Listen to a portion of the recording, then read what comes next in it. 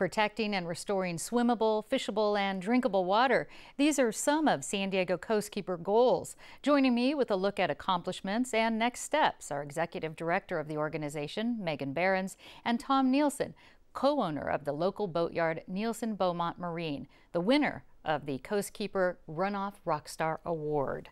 Congratulations. Thank you. Now, Megan, what are some of the key accomplishments or victories, as you call them, for San Diego Coastkeeper in the last 20 years? It's been a really exciting 20 years. We were founded by two people who just cared about the water, San Diego Bay in particular, in 1995. And since then, we've grown to a county-wide movement called San Diego Coastkeeper. When we started, we had about a sewage spill per day in the city of San Diego. And through some action that Coastkeeper took, the city of San Diego invested $1 billion, with a B, into that infrastructure. And we reduced sewage spills by 90%, which has a huge value to the recreation and economy.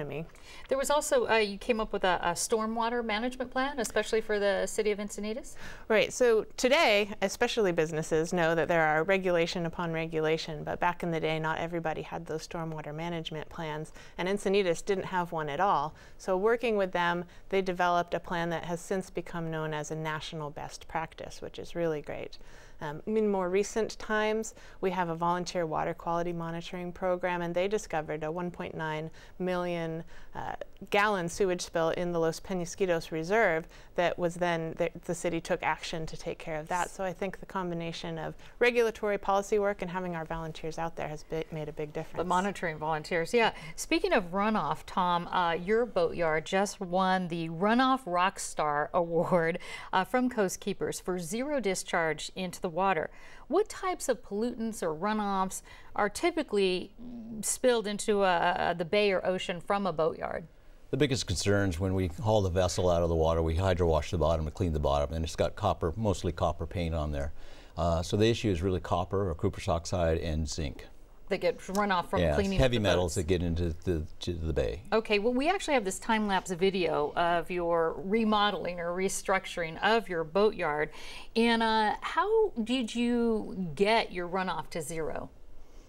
Well, we try to capture the pollutants in process. So when the boat hauls out and we clean the bottom, that water is put through a filtration system and recycled, and we reuse that water. In addition, we have a sweeper machine that goes around and we sweep up and vacuum the yard, keep it clean, and picks up down to a 3-micron particle. We use vacuum tools and sanding operations, and so we're very careful about picking up the contaminants in the process. Now, this is beyond what's required by environmental law, and it must have cost a lot of money, so why'd you do it?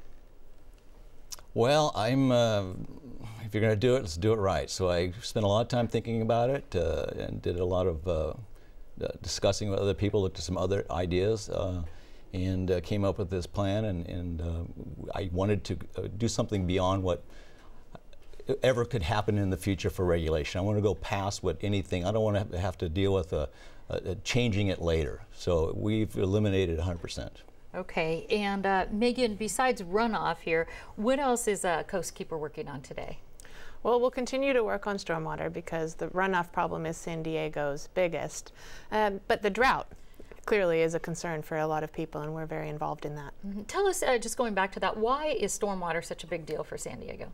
Well, when you think about places and pollution, a lot of times people think of one big bad, right? A big facility or a company or something that's happening. In San Diego, we don't have that. We're highly urbanized. We have a lot of the pervious pavement, so asphalt, concrete, that sort of thing. So every action we take, whether it's putting fertilizer on some plants in our yard or just the copper dust that comes off our brake pads in cars, ends up in the street, and when it does rain, that runs into the storm drains, which go directly to waterways. Let's talk about the next 20 years. Let me start with you, Tom. What would you like to see happen here in San Diego as far as improving water? Well, what comes to my mind, I'm in the boat business, and one of the issues that I'm concerned about is underwater hull cleaning. So I'd like to see that get under control. It's out of control right now, and it needs to get under control. All right. And there's direction in that direction. So. Oh, good. Some movement there. And Megan, how about you? Some goals for Coastkeeper over the next 2 decades? Well, we're growing. That's great news. And we'll be adding staff to deal with some of these issues. And, looking at Tom, and one of the reasons that we presented him with the Runoff Rockstar Award is that we want to work with businesses and with the government to come up with solutions.